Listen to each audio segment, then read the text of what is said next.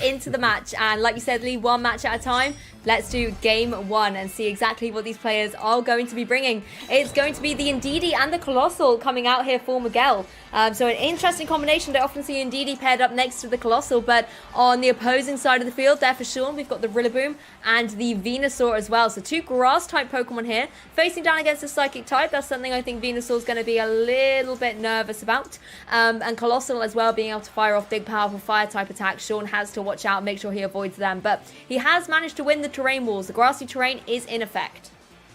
Yeah, that's interesting. You think maybe the Rillaboom is very slow, which allows you to get that grassy terrain up, which is a massive advantage here. You've got access to Fake Out now onto Ndidi, which with the Psychic terrain up on the field, it would have never been able to utilize that move. So being able to remove the redirection here is a great option. And obviously with the Colossal not in a position to get any sort of Surf or the weakness policy activated through a water type attack on the field right now, Venusaur's not in a bad spot to do some big damage through potentially a Max Quake if that's what the options are for Sean.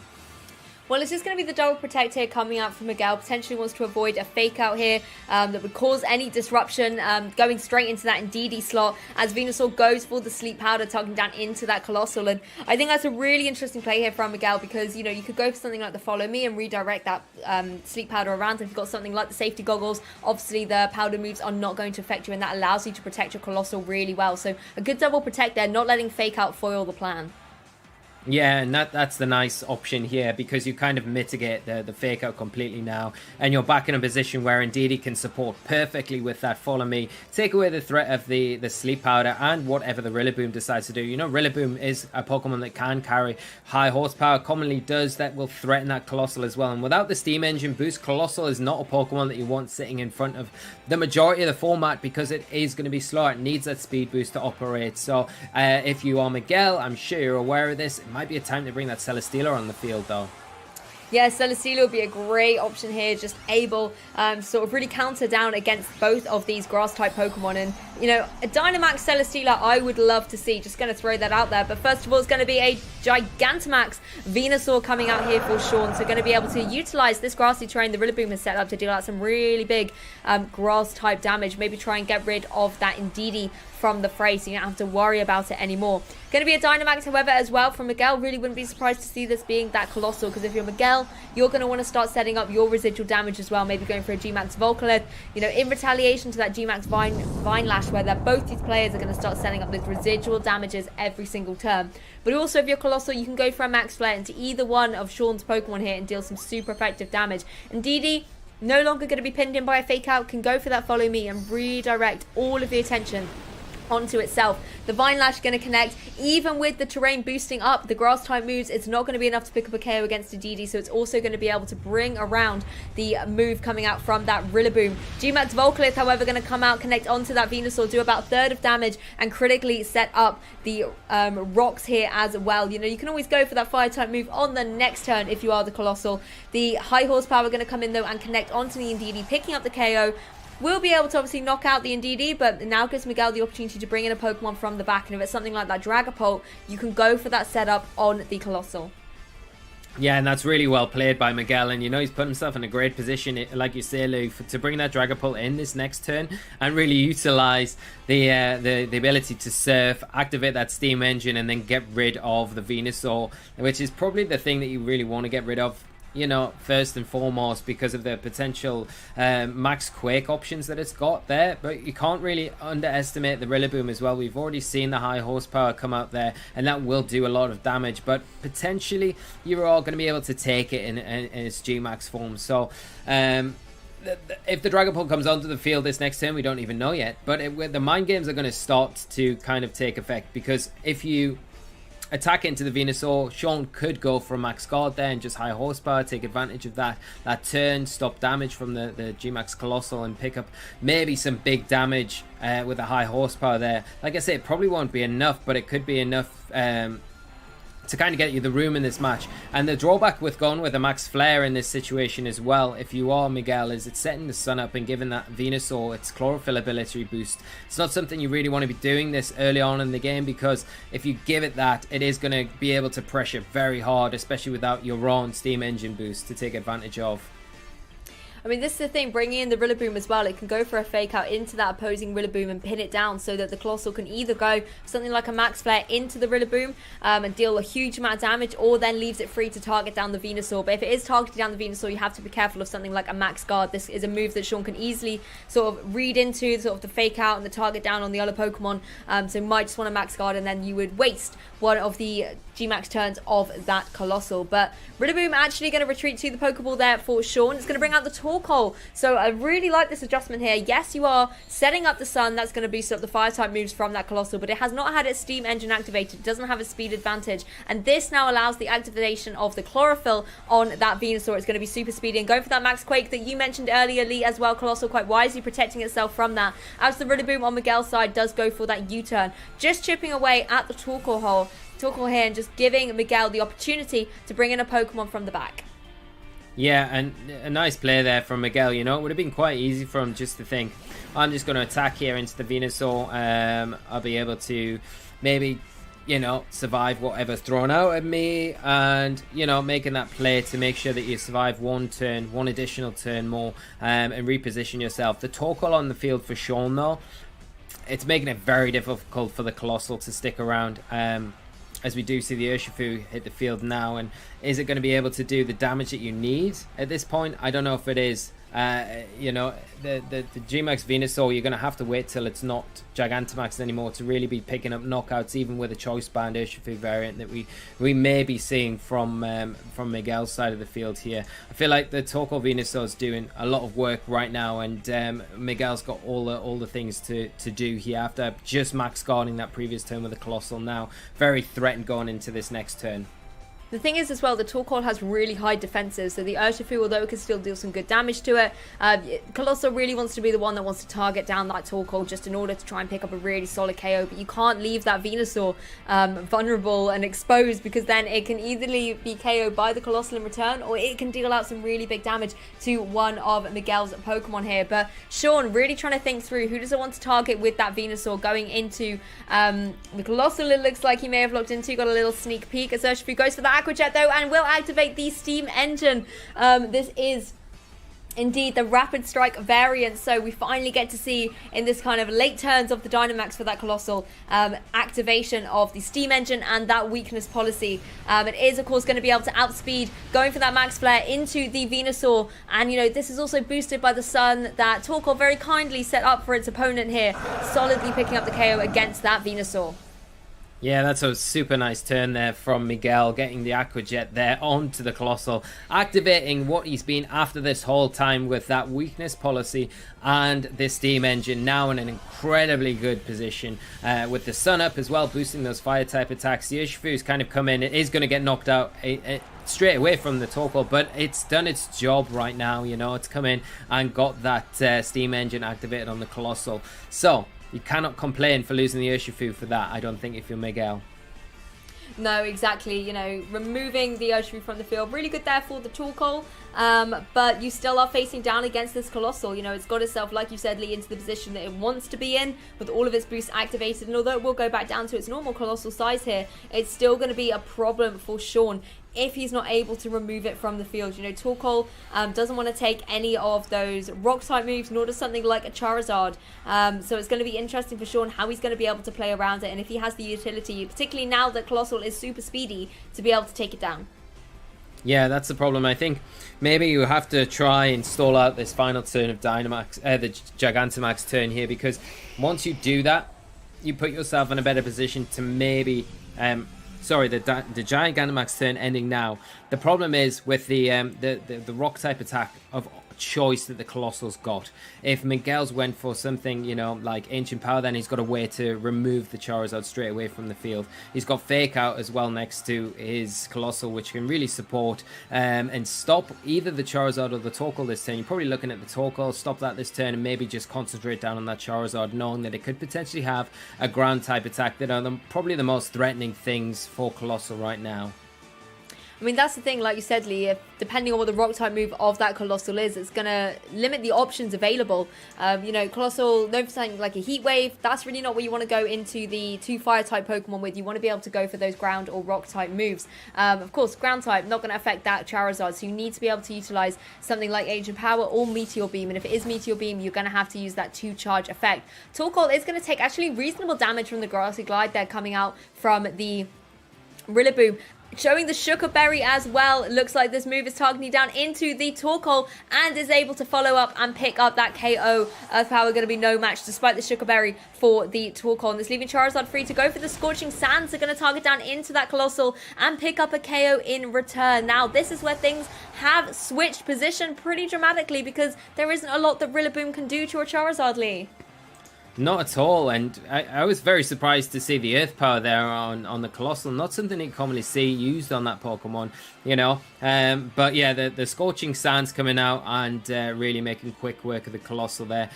And like you say, Lou, the Rillaboom doesn't really have the options to deal with the Charizard very well at all. So it's going to be a pretty easy way for Sean to wrap this up now, especially in the sun, boosting the Charizard's fire type attacks and the fake out support that you've got from your own Rillaboom coming onto the field right now. I mean, maybe Miguel was predicting there was going to be a Protect on that Charizard or something and just played the bold play around it, but something like a Fake Out allowing something like Meteor Beam to be able to get that first turn charge. You're super speedy anyway, then you connect on the next turn would have been critical, but then at the same time, Charizard could just Protect on that going forward, and you can see here Rillaboom is going to fall victim to that Air Slash, meaning that Sean is going to be able to take game 1 in this set during the losers bracket, so really, really intense play from both these players. The momentum switched almost every other turn. You know, you saw the Colossal being so strong. Torkoal comes in, sets up the Sun for it. Amazing. Colossal's doing great.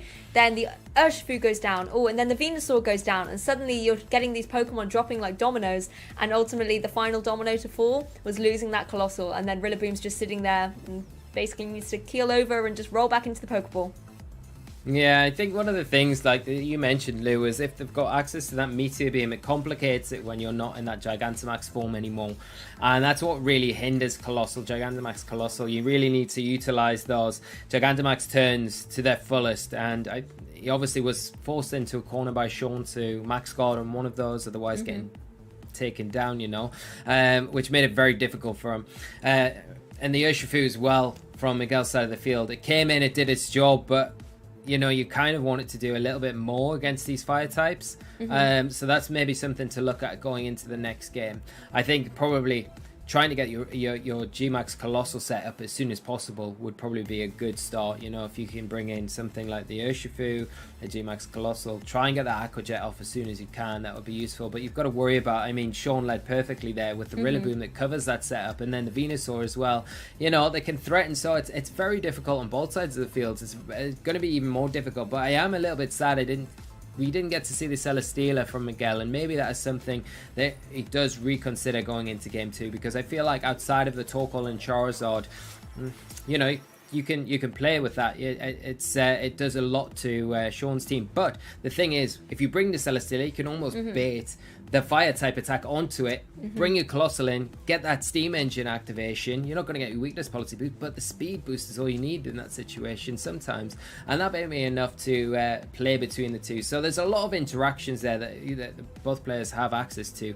I feel like Sean did an incredible job there of really shutting down one of the probably scariest threats in the format still in Gmax Colossal. But yeah, I don't know, what were your thoughts on that one, Lou?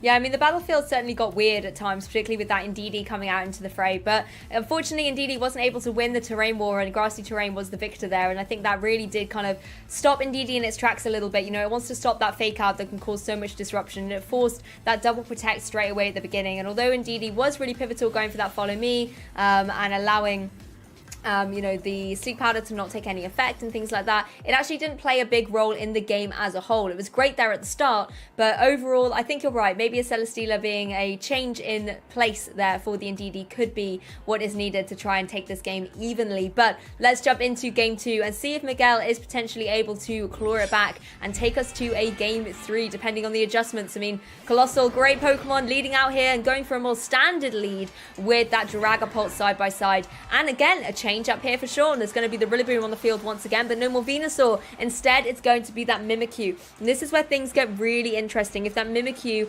is running something like the Trick Room, you can really turn the speed advantage that your opponent has against them if that Steam Engine gets activated, for example.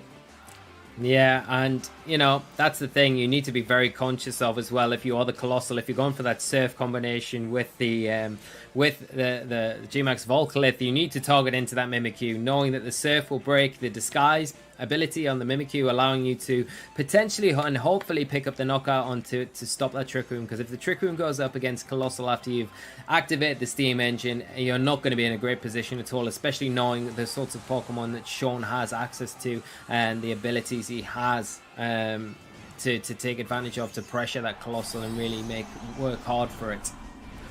Well, the Colossal is going to certainly work hard and go for that Gigantamax here out into the field. So like you said, Lee, probably getting it activated sooner rather than later could be the key that Miguel needs to be able to turn this set around. And going for that Gigantamax straight away in turn 1 with the Dragapult here on the field could be the opportunity needed. You know, Fake Out's not going to affect the Ghost type. Dragapult's not going to fear that at all. But Sean is also going to match with a Gigantamax of his very own. It's going to be that Gigantamax Rillaboom here. Going to be twirling the drumsticks, as I was corrected in Players Cup 1. They are not batons, drumsticks they are. Getting ready for the action here with Sean's Rillaboom. Dragapult is going to go for that Surf, however.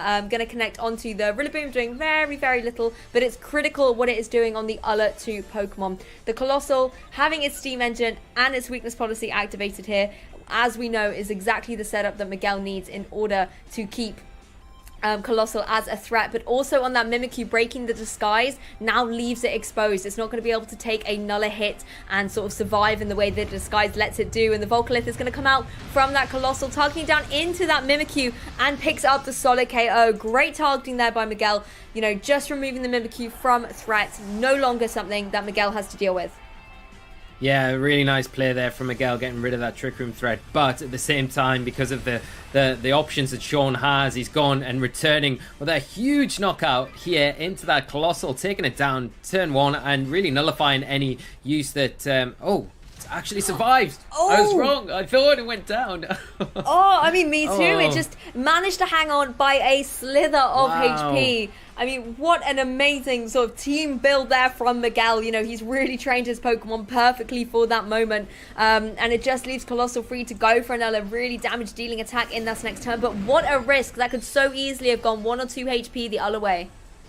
Yeah, and you know, I really felt I think that's the strongest Colossal that I've ever seen. I can't believe it survived that. There's no screen support there, and it really took me by surprise. But yeah, real credit to Miguel to show how well he's trained his Pokemon here, taking that big attack and now in a very good position going into this next turn, able to put a big chunk of damage onto the Rillaboom, potentially pick up a knock there, or even just knock out the other Trick Room threat that is the Stack Attacker that's come onto the field now, and maybe just concentrate down there, because if you remove all the Trick Room options, then if you're Miguel, you're in a great position going forward with probably the more speedier Pokemon out of the 2 teams.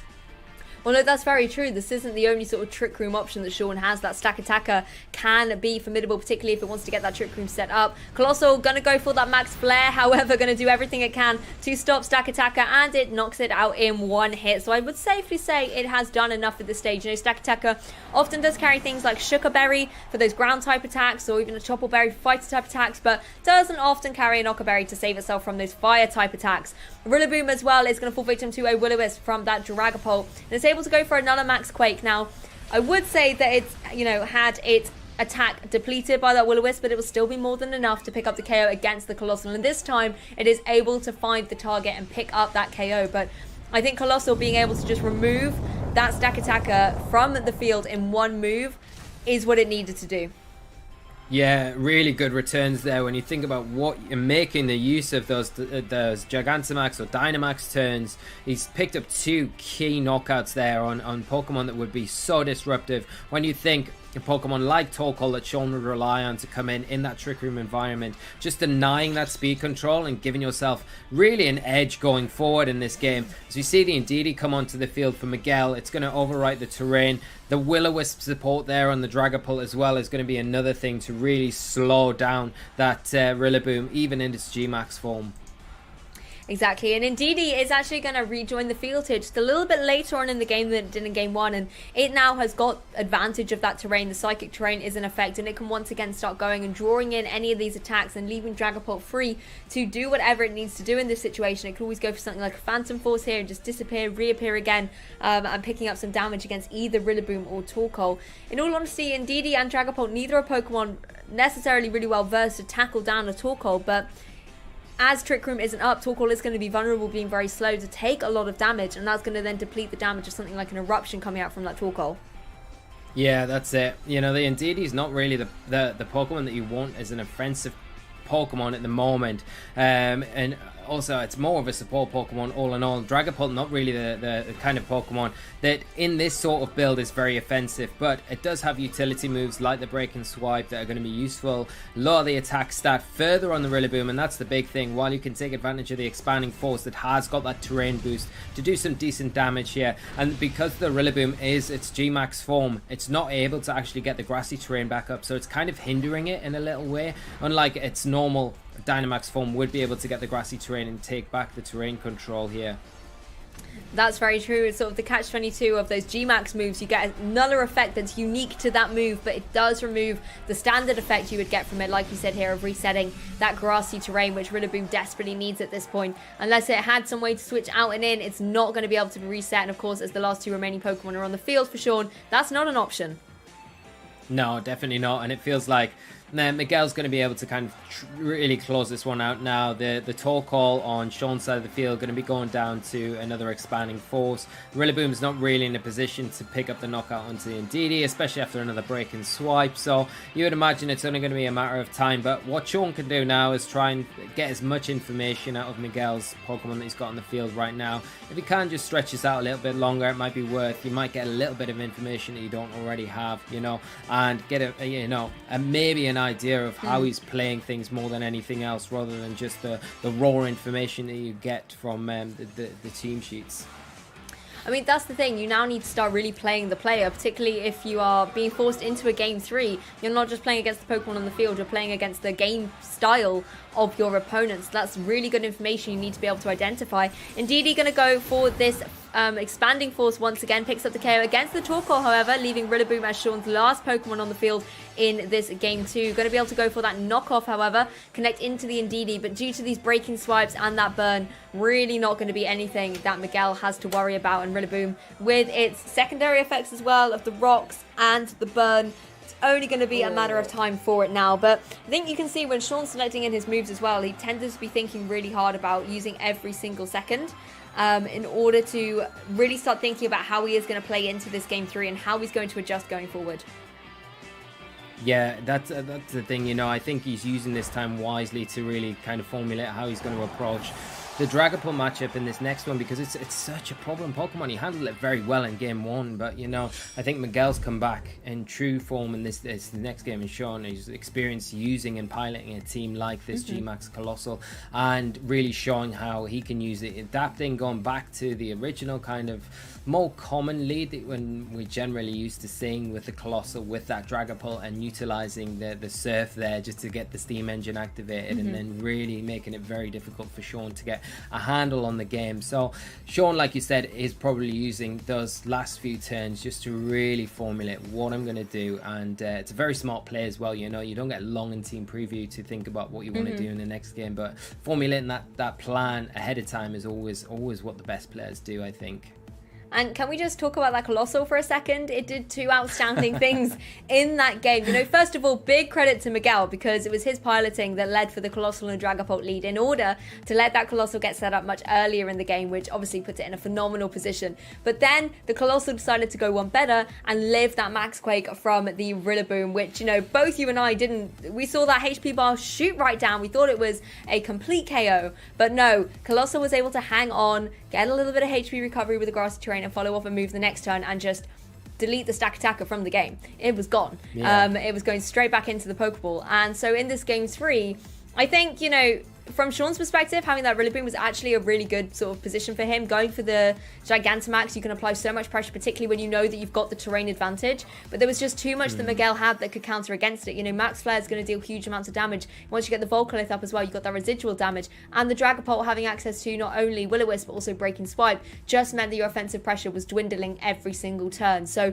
if you're Sean, you maybe need to play around that a little bit more and preserve your Rillaboom so that it doesn't get its attack depleted in the way that it did in that game.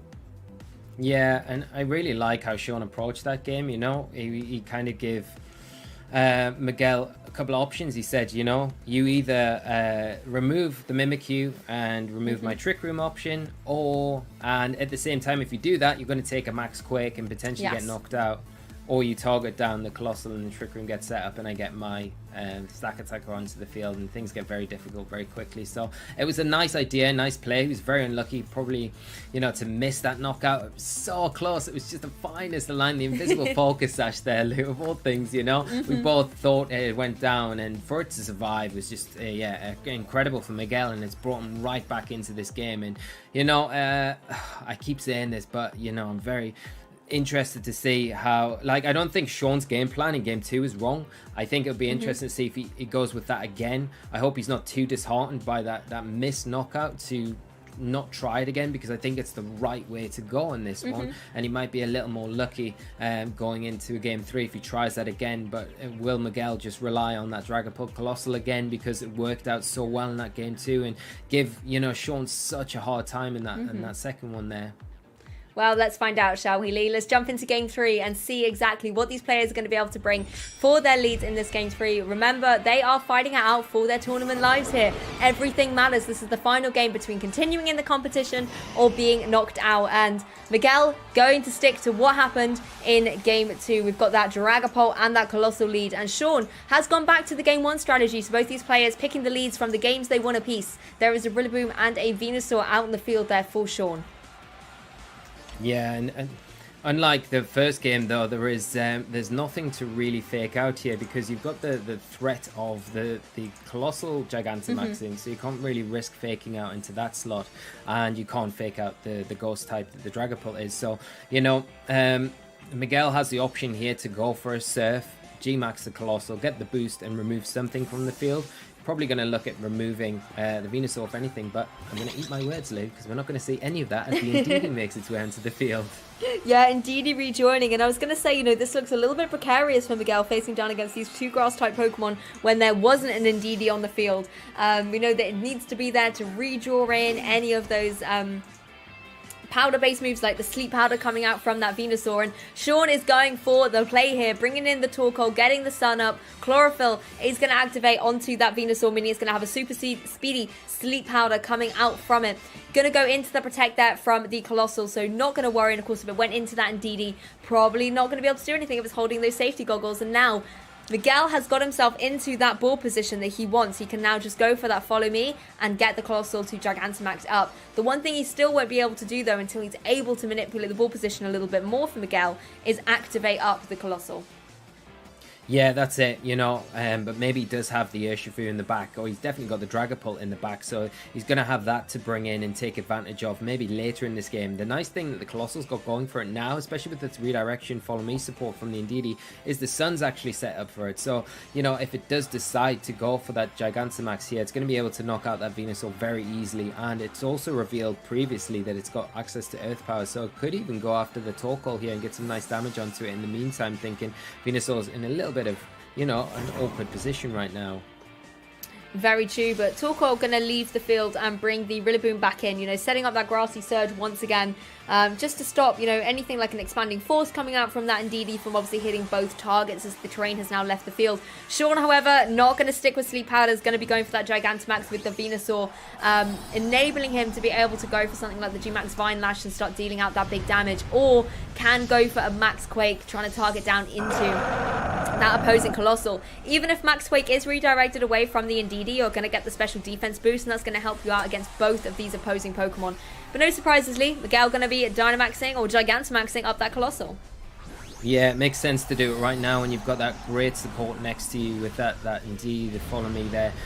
No reason not to, and make use of the Colossal while you've got time, especially if he does have, you know, we don't know if he's got the Urshifu in the back, or we know that he's got the Dragapult to come in at some point and really take advantage of that Steam Engine ability.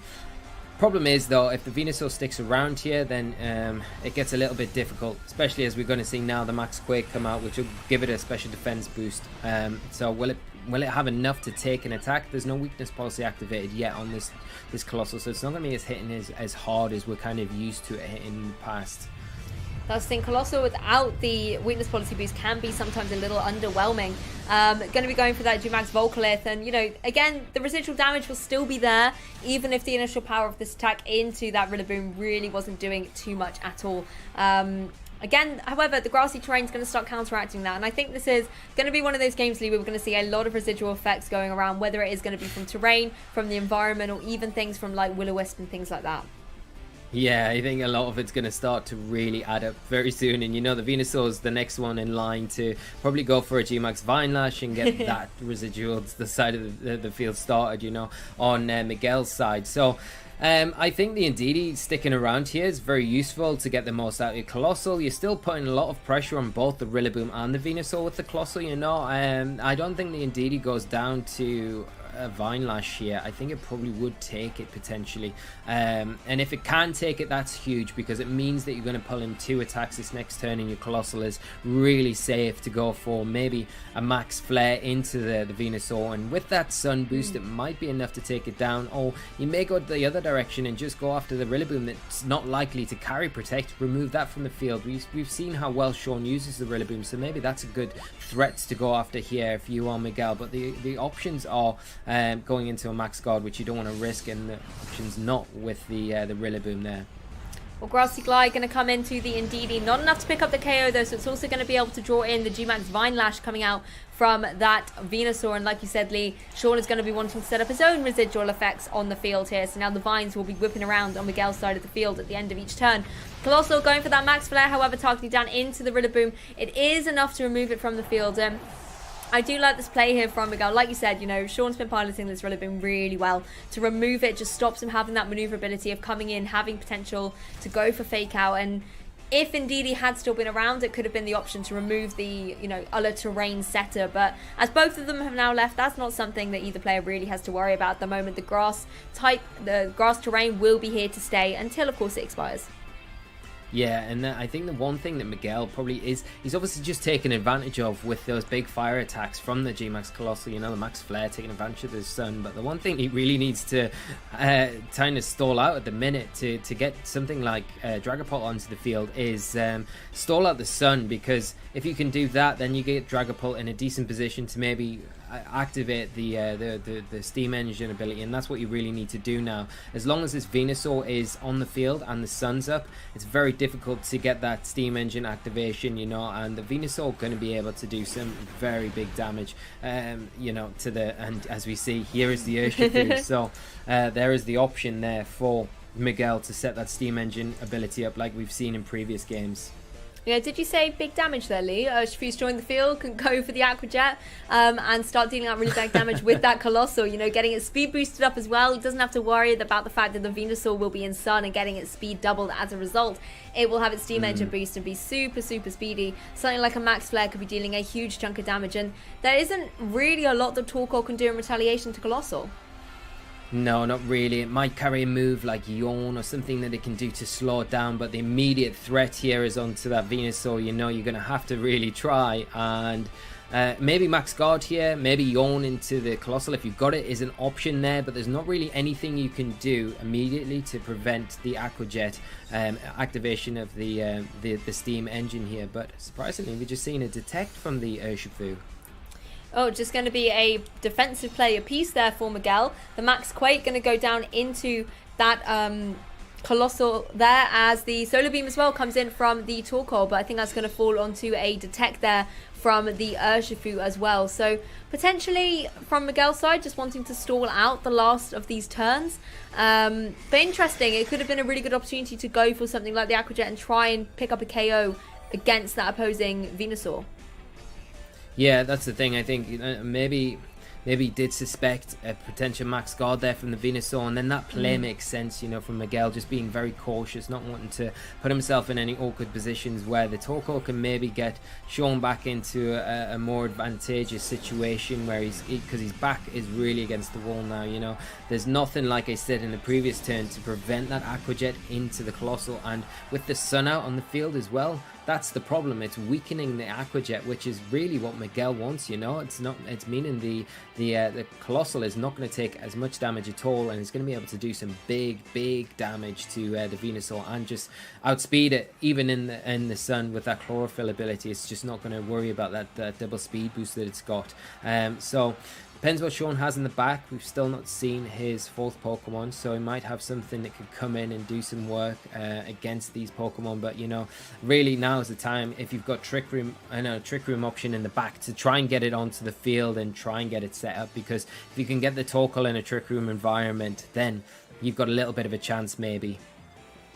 Exactly. I mean, again, as the Colossal isn't now in its Gigantamax, taking something like an Aqua Jet is going to hurt a lot more. As you can see, it takes it down to nearly 50%. But having that sun up, like you mentioned there, Lee, really is paying with dividends here. It's going to be able to stop that Aqua Jet from dealing even more damage. And Colossal, even outside of Gigantamax, is going to be looking super threatening here. It's got its weakness policy boost up as well. And it's able to connect the Heat Wave. Going to go onto that Venusaur, pick up the solid KO. Of course, not going to be super effective by any means on that Torkoal, but still is able to deal a good chunk of damage. Torkoal able to fire off a solar beam due to the sun as well. This 2-charge move will now just be a 1 and will be able to go down into either the Urshifu, the Colossal is indeed the Urshifu, and picks up that solid KO, being the Rapid Strike variant. Not going to be liking any of those grass type moves coming its way, and this now leaves Miguel and Sean down to their last 2 remaining Pokemon. It forces Miguel to bring that Dragapult back in. Yeah, we're going to go back to that original lead that we saw at the very start here with the Dragapult coming back onto the field. And I really do wonder if it's the stack attacker here for Sean, It could be, and it's not at all. It is the Charizard that is going to be coming onto the field for Sean, which, if you're relying again on that Meteor Beam, that's where the issue comes in, isn't it, Lou? We've covered this before. That is where the issue lies. If you are relying on Meteor Beam with the Colossal, it's a 2-charge turn move. So you need to find a way to avoid Scorching Sands for 1 turn and allow you to play around protect and things like that on the Charizard the following turn, because you can't just protect on it. That's the other thing about it. Yeah, that's the thing. If you're the Charizard player and you see Meteor Beam go off on that first turn, raise up the special attack, then it's coming in the next turn, so you might as well just protect from it. It's not like it can fire through, and that's where we see it so often on Nihilego with something like the Power Herb, so it can just boost everything up in 1 turn and then fire off such a powerful attack, particularly when you get that special attack boost from the first turn charge. Colossal as well isn't looking, particularly healthy at this stage. It needs to be really careful about how it's going to keep its longevity here on the field. And it might be up to Dragapult to find a way to deal with this Charizard. Colossal just going to go for a Protect here, as Charizard as well matches a Protect. Just maybe wants to protect itself from anything coming out from that Dragapult, but Dragapult instead just going to slink off the field here, vanish away into the abyss to reappear in the next turn as Torkoal goes for a Flamethrower into the empty space Dragapult left behind. And I think this is again where things are going to start getting very, very interesting here for Miguel and Sean, because Miguel's having this residual damage from the vines here at the moment.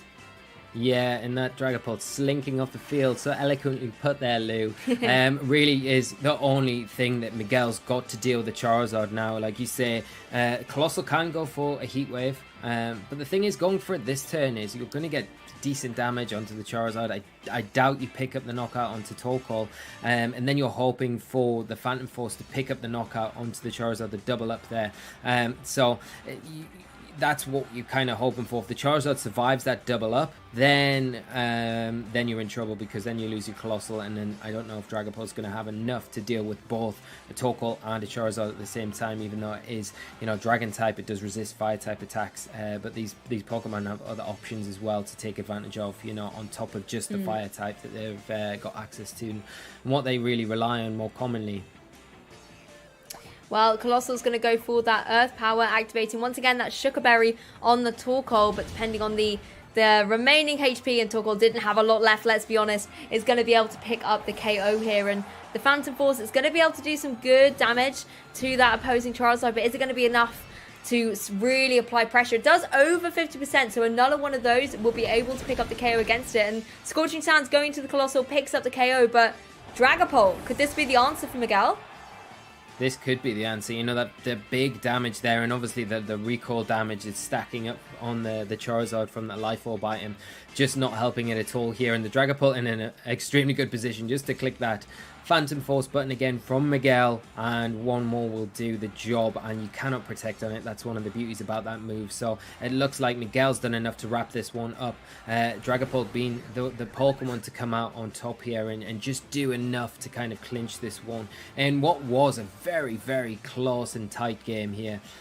You kind of thought at one stage that Sean had probably done enough to kind of close this one out, especially when the Meteor Beam antics kind of came into play, but he played every turn perfectly out, and as you see, he's going to be able to pick up the knockout with his Dragapult.